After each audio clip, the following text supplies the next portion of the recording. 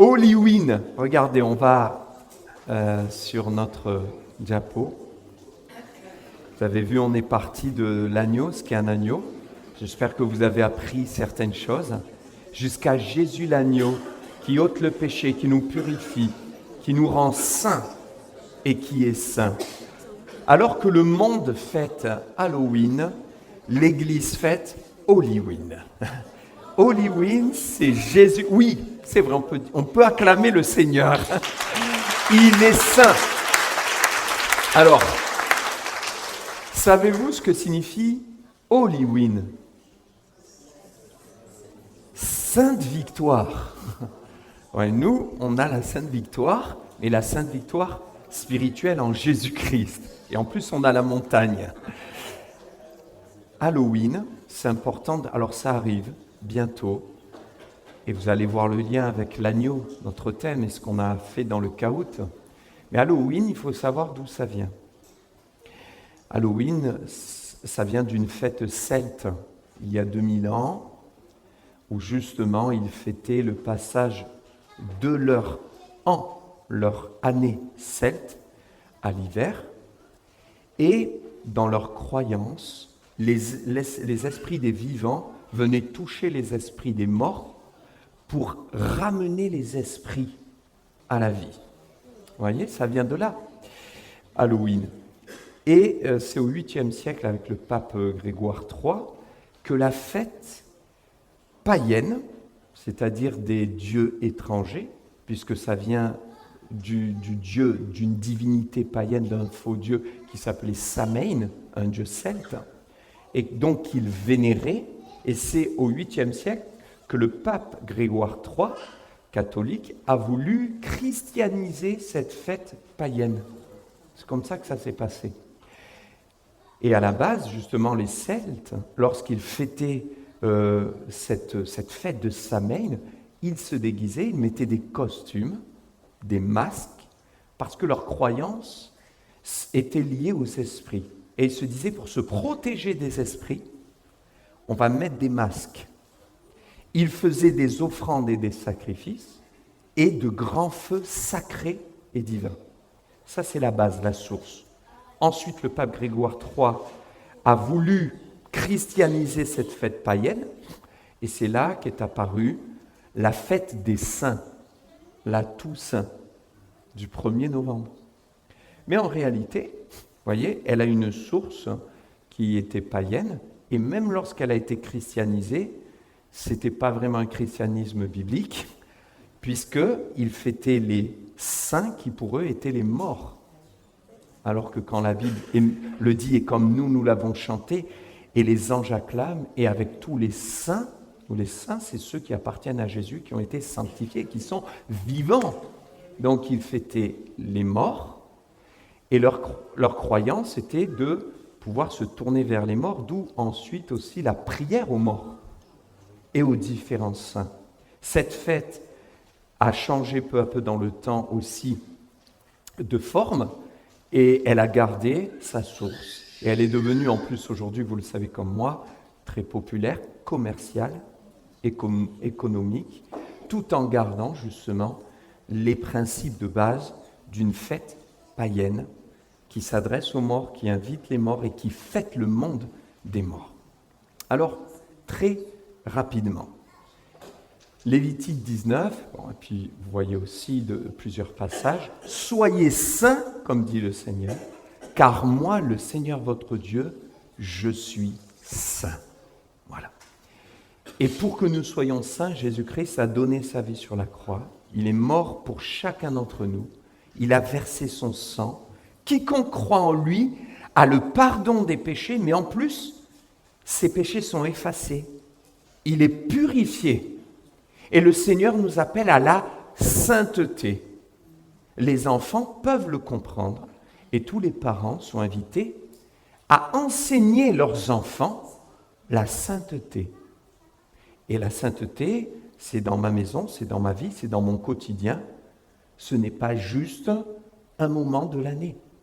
Et finalement, vous savez, mes frères et sœurs, bon, là, il y a la fête Halloween, mais ça n'aurait pas trop de sens, simplement, même de dire attention les enfants, on n'est pas d'accord avec cela, etc. Et puis 2 semaines après, de mettre les enfants devant des écrans avec des monstres et n'importe quoi, à regarder des films d'horreur et autres. En fait, la vie de sainteté avec Dieu, c'est une vie au quotidien. Et c'est ce qu'on va voir.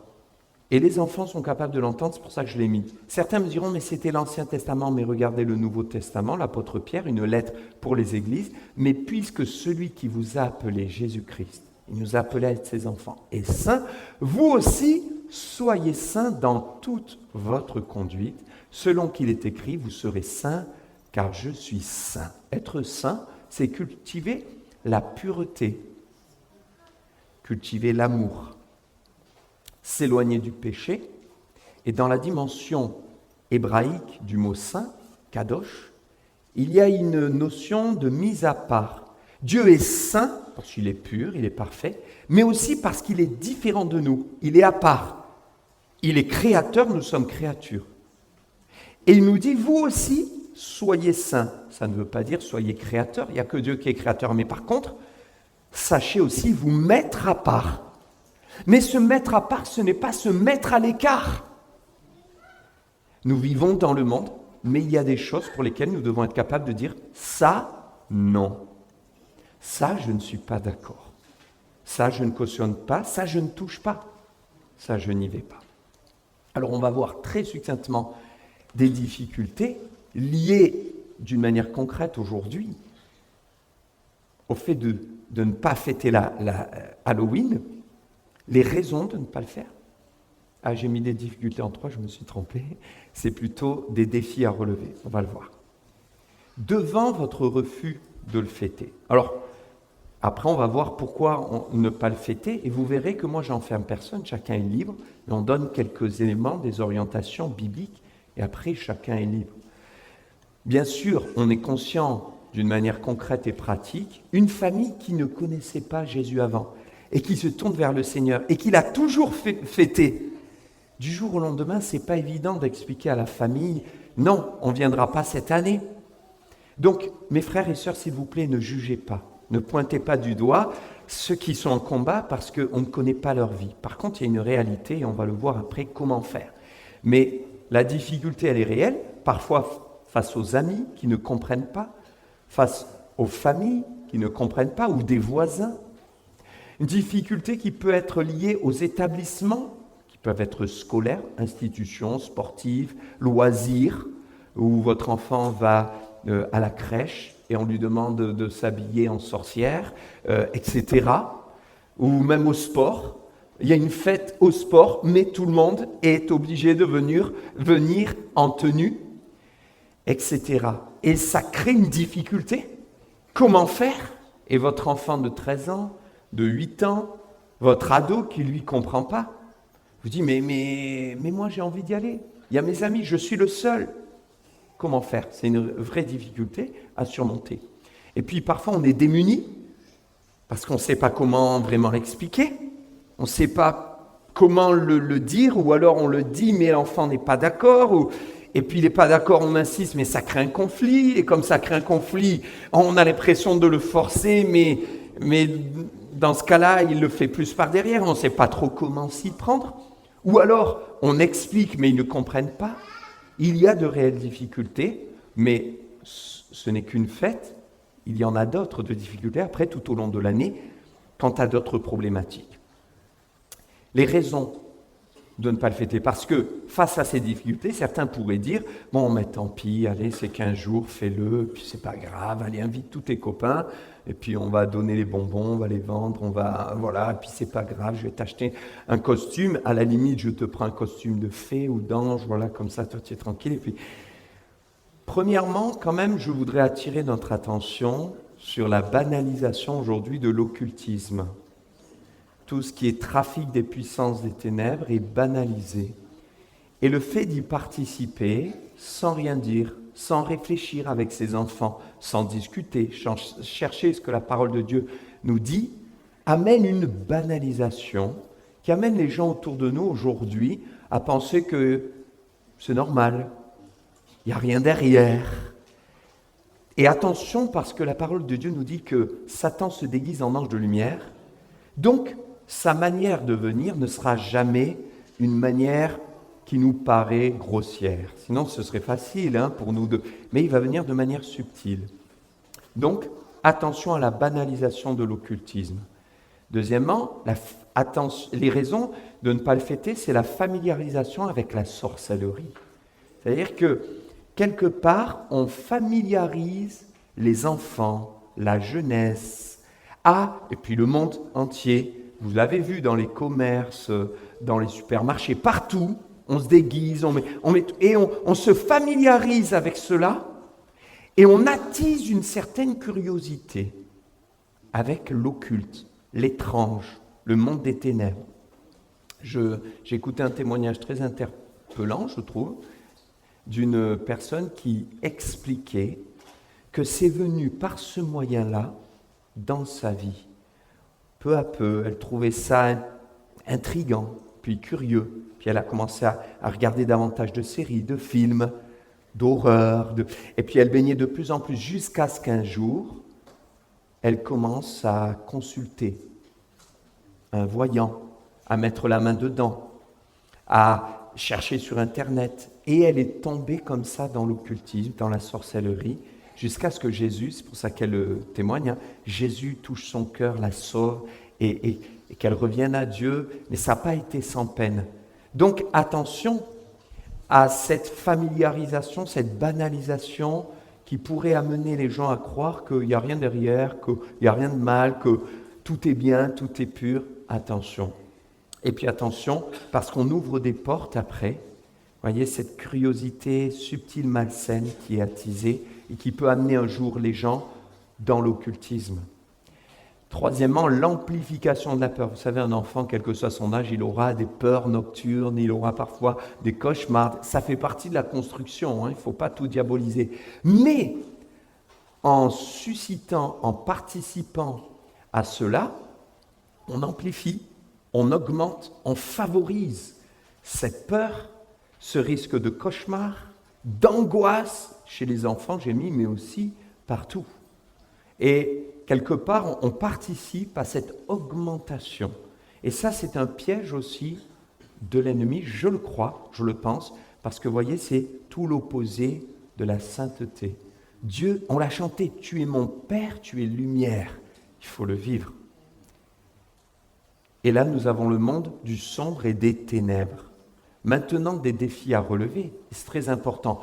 Ne pas sombrer dans la peur ni dans la superstition. Je vous ai cité cette fête, un petit peu très succinctement l'historique et d'où ça vient, mais ça ne veut pas dire que demain, le petit voisin de 8 ans qui est déguisé en sorcier, qu'il faille lui crier dessus et lui dire « je te maudis au nom de Jésus ». Évidemment que non. Ça ne veut pas dire non plus qu'il faille avoir peur et que demain votre machine à laver tombe en panne. Vous avez vu le voisin qui était déguisé en magicien sorcier et que vous commenciez à dire oui, certainement des démons ont dû venir dans ma maison. Et non, il ne faut pas tomber dans la superstition et dans la peur parce que c'est le jeu du diable. Non, non, vous êtes sous le sang de Christ, vous êtes enfant de Dieu, il n'y a pas de peur à avoir sur ça. Maintenant, je nous encourage donc à être équilibrés, se positionner de manière équilibrée. Tout l'enjeu est là. Et on a besoin du Saint-Esprit et de sa sagesse pour cela. C'est-à-dire savoir dire non, mais savoir l'expliquer. Et de la même manière aux enfants. C'est une chose de dire non, tu ne le feras pas, mais s'il ne comprend pas.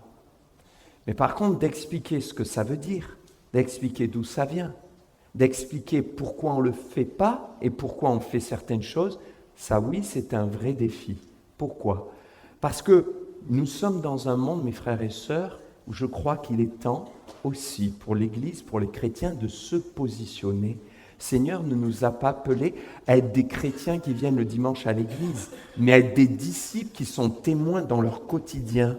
Et le Saint-Esprit en vous, ce n'est pas un esprit de peur, de timidité, mais c'est un esprit de force, d'amour et de sagesse, pour savoir se positionner en expliquant. Et ce sera un témoignage. Non seulement vous positionner, mais apprendre à vos enfants à se positionner. Et Témoigner, c'est d'abord témoigner à nos enfants. Les premiers témoins dans nos vies, ce sont nos enfants. C'est cela que le Seigneur nous appelle à gagner à Christ. Mais pour leur témoigner, faut-il déjà soi-même être bien positionné et pouvoir expliquer. Cela nous permettra de leur enseigner, non pas qu'un chrétien, c'est quelqu'un qui vient le dimanche, qui parfois chante, puis se pose des questions, ils ne comprennent rien. Non, non, leur enseigner ce qu'est un disciple de Jésus-Christ, c'est quelqu'un qui se positionne. Et savoir dire aux enfants, et je vous le dis, les enfants, s'il y a des enfants qui m'entendent, si vous aimez Jésus, il y aura des difficultés. Si vous aimez Jésus, parfois ça ne sera pas facile, mais moi je vous encourage quand même à aimer Jésus, il sera avec vous. Mais il y a des moments, les copains se moqueront de vous, les camarades vous rejetteront parce que vous refuserez de dire des gros mots, des vulgarités, de faire n'importe quoi. Mais nous avons été appelés à être saints, et vous aussi les enfants, à entrer dans cette vie, de dire Jésus-Christ, il est la lumière, il est pur, il est saint, il est dans mon cœur, et il me demande à moi aussi de l'être. C'est pas facile, les copains se moqueront de moi parce que moi, je le fais pas, mais mes frères et sœurs, c'est ça aussi la vie des chrétiens. Si on ne prépare pas nos enfants à se positionner avec sagesse et équilibre, être capable de dire non aujourd'hui à ce qu'on leur propose, mais demain, qu'est-ce qui va se passer? Parce que demain, peut-être la persécution vient. Demain, des temps difficiles viennent. Et notre défi, ce n'est pas de les surprotéger, de les surcouver, mais c'est de leur apprendre que Holy Win, oui, le Saint des Saints règne, et leur apprendre la sainteté, à se positionner en faisant confiance au Seigneur. C'est un défi de les rendre autonomes dans la foi. Si ce n'est pas facile à l'école, prie, le Seigneur est avec toi. Si ce n'est pas facile au collège, Dieu sera avec toi, ou au lycée. Mais nous, ici, nous demeurons dans la sainteté. Vivre Holy Win tous les jours, défi à relever. Regardez ce verset. Grâce soit rendue à Dieu qui nous donne la victoire par notre Seigneur Jésus-Christ.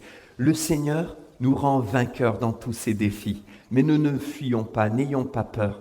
Vivons cette vie de sainteté. Alors, ce sont quelques conseils, orientations concrètes et pratiques que je voudrais donner aux parents et aux enfants, aux familles, ce matin, non exhaustives. Mais par exemple, prier et rendre grâce à Dieu avant chaque repas. Alors vous allez me dire, c'est quoi le rapport? Mais vous savez, si au moment d'Halloween, vous vous dites, ah mais oui, c'est vrai, il faut que j'explique ça à mon enfant, et que vous vous réveillez un jour d'une manière ponctuelle, ça n'aura jamais le même impact que de vivre toute l'année dans une relation avec Dieu. Et le défi, c'est quoi? C'est de remettre cette vie de Jésus-Christ, cette relation avec Dieu au quotidien. Et au jour où il y aura quelque chose, une fête comme Halloween, où vous dites non, là on ne va pas y participer. Le jour où il y aura un choix à faire, les enfants comprendront naturellement. Parce qu'ils vivront une vie avec Dieu. Et donc ça passe par revenir à des principes très simples. Aujourd'hui, malheureusement, beaucoup de familles ne rendent plus grâce à Dieu avant le repas, ne prient plus, mais vous l'avez vu dans la Bible, c'est biblique. Ce n'est pas quelque chose qui doit être fait d'une manière légaliste, c'est la loi, je suis obligé de le faire. Mais prier et enseigner nos enfants à rendre grâce avant chaque repas, c'est nous en remettre à Dieu. C'est nous rappeler que tout ce que nous avons nous vient de Dieu. C'est nous rappeler que nous appartenons au Seigneur Jésus, même dans les domaines les plus simples de la vie. Et vous voyez, ça nous ramène, si j'appartiens à Jésus, je lui appartiens, je ne fais pas n'importe quoi, et en conséquence, ça devient logique. Non, Halloween, on ne le fait pas. Je vous encourage à ça. Deuxièmement, partagez ces expériences spirituelles. Est-ce que vous parlez à vos enfants de Dieu quand vous avez un encouragement au travail, une bénédiction en famille, une réponse aux prières? Est-ce que vous le gardez pour vous ou est-ce que vous le partagez? Ça passe par le fait de partager avec eux autour du repas. Ah, vous savez quoi, les enfants? Hier, c'était difficile au travail, j'étais un peu triste. Et puis, j'ai prié et une collègue de travail est venue. Elle m'a dit une parole qui m'a encouragé. Elle m'a dit, ça se voit que tu es chrétienne, il y a la paix dans ton cœur, ça m'a fait du bien. Peut-être les enfants diront rien, peut-être ils feront une remarque et ça va déboucher sur une discussion, mais on vit la présence de Dieu, on entretient une relation avec Dieu. Dieu n'est pas tabou dans nos maisons, parce que Holy Win. Et donc je vous encourage à mettre la présence de Dieu dans vos maisons. Il y a des gens, ils sont capables de parler pendant des heures d'un sujet qui les passionne, et ils n'arrivent pas à parler de Jésus. Posons-nous la question, qui nous passionne? Quand tu es passionné, tu en parles. Il ne s'agit pas de noyer les enfants en permanence, mais de temps en temps de les interpeller. Troisièmement, prier, lire un récit biblique avant de se coucher le soir en posant le fondement avec les enfants. Revenez à ces principes simples. Avant de te coucher, on va prier. Jésus est avec toi cette nuit. On va se rappeler qu'on lui appartient, qu'il a donné sa vie sur la croix pour nous sauver. Peut-être le Seigneur reviendra pendant la nuit, mais tu sais, on se retrouve au ciel. Et lire une histoire de la Bible, ça va susciter des questions. On va pouvoir répondre. Faire le lien avec le club, Laurence, Aurore, leur demander quel est le thème qu'ils partagent en ce moment. Et vous lisez les mêmes histoires, vous rebondissez, et ils vont vous parler, ils vont vous dire « Ah mais, vous savez, mon animatrice, elle m'a dit ça, et on a lu tel verset. » À l'église, et il va y avoir un enrichissement, un partage spirituel ensemble. Vivre et accompagner, transmettre les valeurs chrétiennes de la générosité à nos enfants. Vous donnez au Seigneur, eh bien ne cachez pas à vos enfants que vous donnez au Seigneur. Dites-leur que c'est important de donner au Seigneur. Dites-leur, dès qu'ils reçoivent de mamie un billet, qu'il est important à chaque fois de donner une petite partie au Seigneur. Parce que c'est un cadeau que Dieu leur a donné. C'est un principe biblique de revenir à ces principes. Vous donnez la dîme, l'offrande, enseignez-leur à donner à l'action missionnaire junior au club tous les dimanches. Eh bien, il y a une boîte pour donner et cela permet d'acheter un vélo à un missionnaire, d'acheter un âne, pour un village, de bénir des enfants en Afrique, au Burkina, à Madagascar. Eh bien, on va les accompagner. Tiens, est-ce que tu as pris ta pièce pour aujourd'hui? Est-ce que tu participes? Ah non, j'ai plus rien. Ben tiens, je te donne une pièce, tu vas la donner. Ou je donne une partie, tu donnes une partie. Pourquoi? Vous allez me dire, mais c'est quoi le rapport là? Eh bien, on enseigne à nos enfants à donner généreusement, à donner de l'amour. Et ça devient logique pour eux quand on leur dit « Nous ne jetterons pas, nous ne donnerons pas des sorts aux autres. » Parce que quand les enfants viennent, ils disent « Tu me donnes un bonbon, sinon je te jette un sort. » Après, on leur explique, mais ça devient logique. Il y a même plus, mais oui, c'est logique. Nous, en tant que chrétiens, on est saints et ce qu'on donne, c'est de l'amour. On donne de l'argent pour que les enfants y vivent, pour qu'ils aient la lumière. Donc, tout ce qui est « je te jette un sort, moi je te donne le mal », les ténèbres, la peur, ça, nous, c'est pas notre monde et on s'y refuse. Enseignez les enfants à servir Dieu. Enseignez les enfants à être généreux. Enseignez les enfants à prier. Prier avec eux pour les rassurer, mais les enseigner à prier eux en leur rappelant que Jésus aime les enfants et qu'il entend la prière des enfants. Et puis, je termine avec ceci, être intentionnel et ingénieux grâce au Saint-Esprit. N'attendez pas de subir dans vos vies. N'attendons pas de subir et d'être passif et de se réveiller. Mince, qu'est-ce qu'on va faire? Il y a Halloween. Ou mince, mon enfant veut absolument aller à telle fête. N'attendez pas. Ah, mince, on l'a invité, on a invité mon ado en boîte de nuit. J'avais jamais réfléchi à ça. Il est venu me demander, c'est demain soir. Je lui ai dit non, il ne comprend pas. Ou j'ai dit oui parce que je ne savais pas quoi dire. Mince.